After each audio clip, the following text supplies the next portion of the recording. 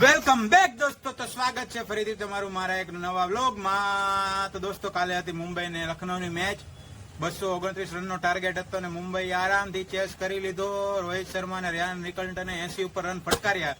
અને કાલે ખુશીની વાત એ હતી કે પશ્ચિમ બંગાળમાં પણ ભગો લહેરાઈ ચુક્યો છે.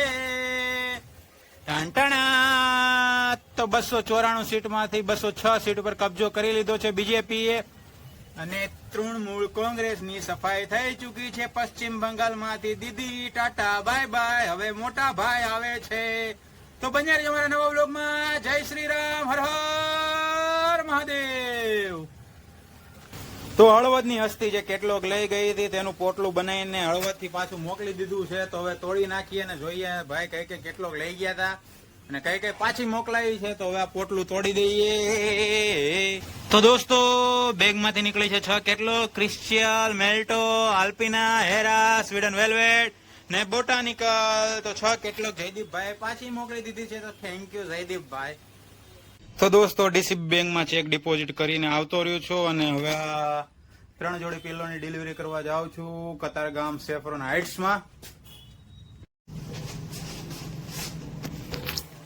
તો દોસ્તો સિક્કા લઈને પહોંચી ગયો છું સેફરોન હાઇટ્સમાં ડિલિવરી કરવા માટે.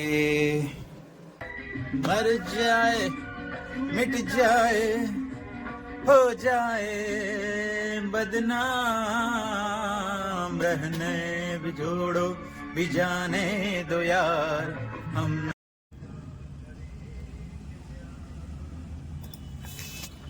દોસ્તો જીવનમાં ગમે તેવી પરેશાની હોય, ગમે તેવા પ્રોબ્લેમ હોય અને કંઈ પણ તમને મજા ના આવતી હોય જીવનમાં, ત્યારે તમારા મનપસંદ ગીતો સાંભળવાના, મનપસંદ મ્યુઝિક સાંભળવાનું.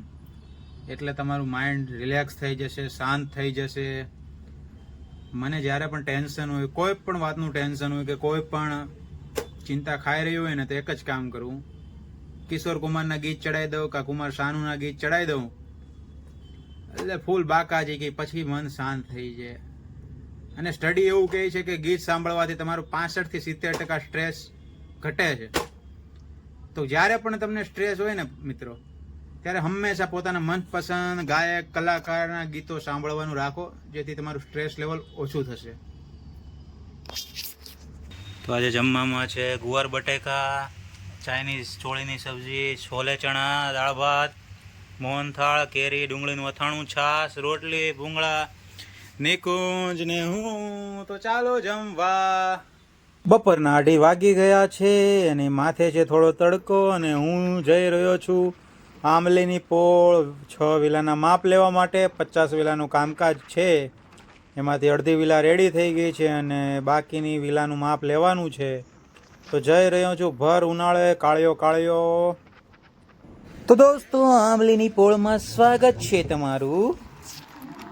દોસ્તો આંબલીની પોળમાં પૂગી ગયો છું. હવે અહીંયાથી લેવાનું છે મારા વિલાનું માપ. તો હવે જોઈએ કઈ કઈ વિલાનું માપ લેવાનું છે. 3 થી 7 વિલાનું લગભગ માપ લેવાનું છે. તો હવે જોઈએ કેટલી વિલાનું માપ લેવાનું થાય છે અહીંયા. તો અહીંયા તો બેઠી છે તાનસેનની ટોળી, શરણા અને તબલા વગાડી રહી છે. 6 વિલાનું માપ લેવાનું છે. 4 વિલાનું લેવાઈ ગયું છે, 2 વિલાનું બાકી છે. અને અમારા પડદા ચડાવાળા ભાઈ આવે છે, ચેનલ લગડવાળા ભાઈ આવી રહ્યા છે અહીંયા. હવે ફૂલ ગરમી છે. તો ચારેય બાજુ મસ્ત વાડી જેવું છે, મસ્ત હરિયાળી છે બધી બાજુ. 6 વિલામાં ત્યાં 5મી વિલાએ પહોંચ્યો છું. 5મી વિલાનું કામકાજ ચાલુ છે. 5મી વિલાનું માપ લઈ રહ્યો છું. આની પછી હવે 1 વિલા બાકી છે. હવે 4 વાગવા આવ્યા છે. મસ્ત સુરત દેવતા જો આવી રહ્યા. હા.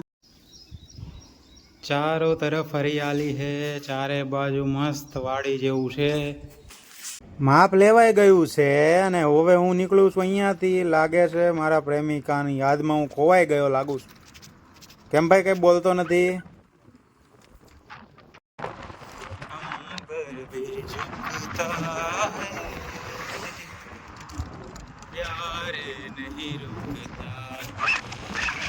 डोगेश भाई बोलते हमको, डोगेश भाई, किसी से डरते नहीं हम. તો દોસ્તો ચાલુ થઈ ગયો છે થેપલા અને બટેકાના શાકનો પ્રોગ્રામ. તો આવી જાઓ બધા થેપલા અને બટેકાનું શાક ખાવા માટે. સ્વામિનારાયણના ઠંડા ઠંડા થેપલા ને સ્વામિનારાયણનું ઠંડુ ઠંડુ બટેકાનું શાક ખાવું હોય તો આવી જાઓ.